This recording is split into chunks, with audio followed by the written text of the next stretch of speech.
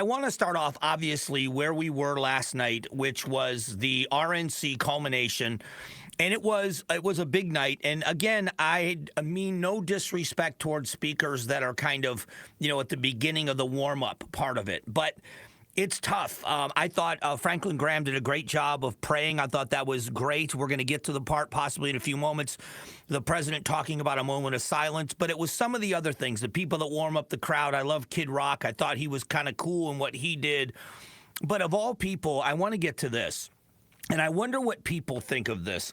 This is none other than Hulk Hogan getting the crowd going with Trump mania. And they tried to kill the next president of the United States. Enough was enough. And I said, let Trumpomania run wild, brother. Let Trumpomania rule again. Let Trumpomania make America great again. So I knew he was tearing his shirt off. There was no doubt in my mind that shirt was coming off. There was no way that wasn't going to happen, and it did. He had the Trump Vance shirt underneath. It was pretty interesting. Eric Trump said I had a great. I'll tell you, the Trump family did a very good job this week, in my opinion, in humanizing Donald Trump and talking about how much they love him. I thought Donald Trump Jr. did a great job the night before. Eric Trump did a great job of laying out what they want to do. Talking about how proud he was of his father. As a matter of fact, here's a little bit of Eric Trump talking about his father. He has defied the predictions of every political pundit. He fills stadiums across our country. He energizes Americans to the issues facing this nation. And he talked about their children and their success. The greatest retribution will be our success. Success not just for ourselves, but for our grandchildren and our children. Dana White, who was, again, a very outspoken person. He was asked to introduce Trump. And I thought, I know there's a lot of people critical of a lot of this. And I guess if you're someone that doesn't like the Trump family or you don't like this candidacy, I could understand it. But I thought Dana White, as a businessman, did a nice job. And he talked about the toughness of Donald Trump. I'm in the tough guy business, and this man is the toughest, most resilient human being that I've ever met in my life. So that was part of this from the beginning. There was a video that played during the night before the president was introduced. I thought the introduction of the First Lady was very interesting, and I thought it was terrific. The crowd embraced her as well. And there's two things at play here for everyone that's listening. There always is. One is this is a church service. This is a tent revival. Both parties do it. Your job at the national convention is to rally the base. Right now, as we speak, there are people that are getting ready to board airplanes here in Milwaukee to hit every corner of this country. They are Republican delegates. They came here, they got what they wanted, and their job now is to go home re-energized and do everything necessary to get out the vote in November. That's plan one. That is what this is. It's a pep rally. So, I'm going to say the same thing about the DNC. When you watch the DNC, you have to realize who they're talking to. And from that point of view, this was a win for them, a big win for them. When you have opponents of Donald Trump speaking out about him and saying, all right, I'm on board.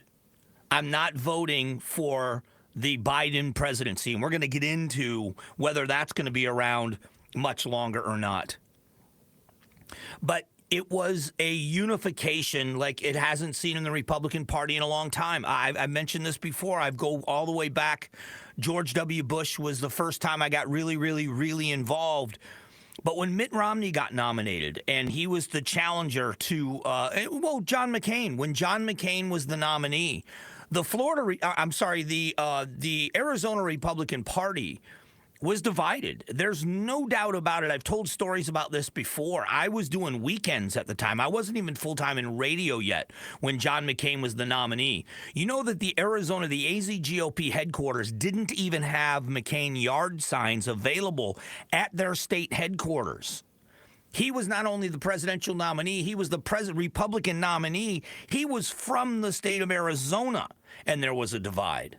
When Romney was the nominee, there was a divide within the Republican Party and almost a disruption of the convention in Tampa. We know that there's been a division. You can blame anybody you want, but there has been a division in the Republican Party when Trump got nominated.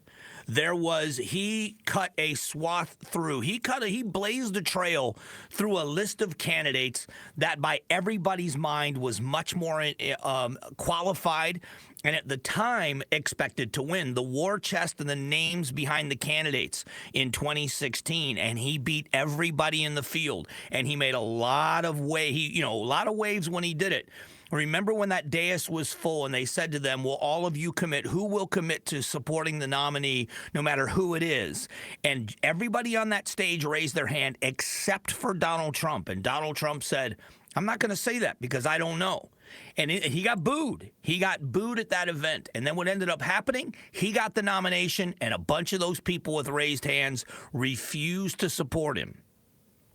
So, a short history of what's gone on in Republican politics going back, to 2008, going way back to 2008, you have to look at that and say this was, for Republicans, a unification. This was, for them, as united as this party has been. Now, the second part of this is you're looking at the cameras and the world is watching. One of the things I watched this week here in downtown Milwaukee was as you walk the streets outside of where Media Row was, and it was kind of like a state fair, kind of a county fair feel. They had food booths and souvenirs and all kinds of stuff set up in the streets and music playing and bands playing in the street. It was a party inside the bubble. The international media, people from Japan and all over the world, as they're doing stories on the corner, speaking in languages from around the world, you are speaking to the entire world. Is what Donald Trump said, is what the Trump children said, the other speakers, going to resonate with the American people?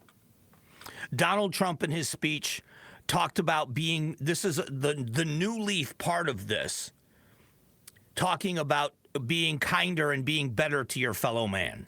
The discord and division in our society must be healed. We must heal it quickly. As Americans, we are bound together by a single fate and a shared destiny. We rise together or we fall apart. I love that line. We rise together or we fall apart. He talked about, then he went into the story of what happened last Saturday. As you already know, the assassin's bullet came within a quarter of an inch of taking my life. So many people have asked me, what happened? Tell us what happened, please.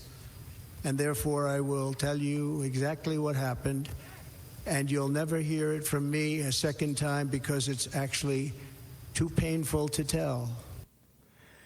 He talked about the assassins. He did go into telling the story, and then he said it's not going to deter him. Despite such a heinous attack, we unite this evening more determined than ever. I am more determined than ever, and so are you. So is everybody in this room. So that's, that is in a nutshell what happened. We're going to get into more of this. He did go longer than any other speech before. He did get off the teleprompter. He did go off script. Is that a good thing or a bad thing? It depends on who you ask. But I think I said I gave it a B+. I gave it a B+ because nothing is perfect. But I think they went a long way within the Republican Party of unifying and solidifying the base. That's the job. Beyond that now is selling the message to the American people. And are they going to be able to do that? Thanks for watching the Mike Broomhead Show. Tap to watch the first season of Amazing Arizonans, a KTAR news podcast. You can also click the button in the middle to subscribe.